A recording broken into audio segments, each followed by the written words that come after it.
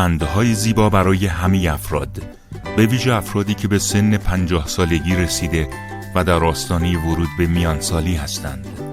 کاری از کانال تلگرامی لالالند با صدای دکتر سهیل سریزدی.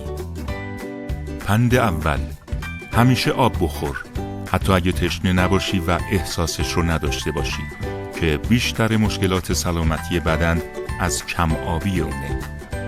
پند دوم: ورزش کن، حتی اگه در اوج مشغولیت باشی.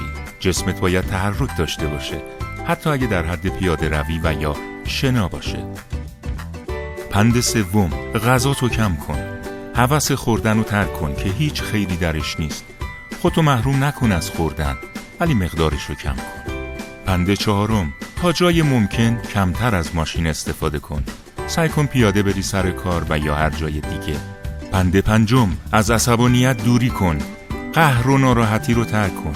سعی کن مسائل رو آسون بگیری. خودتو در شرایط ناراحت کننده قرار نده. همه اینا سلامتی تو از بین میبره و روحیت رو داغون میکنه. پند ششم: همونطور که میگن پولتو توی آفتاب رها کن و خودت بشین تو سایه.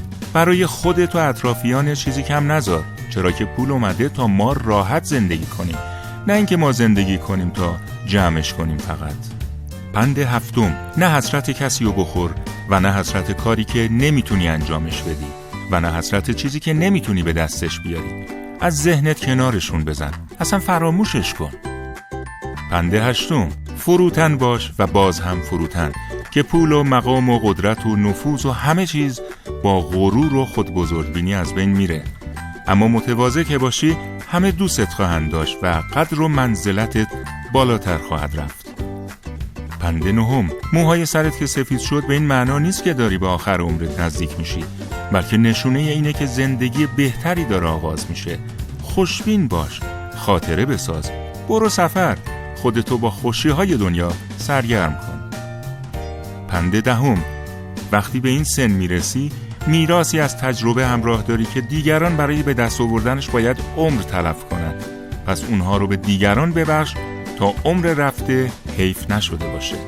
و پند آخر: ارتباطت رو با خدا هرگز قطع نکن، که خدا پرستی برگ برنده تو در دنیاست، برای روزی که نه ثروت به دردت میخوره و نه فرزند.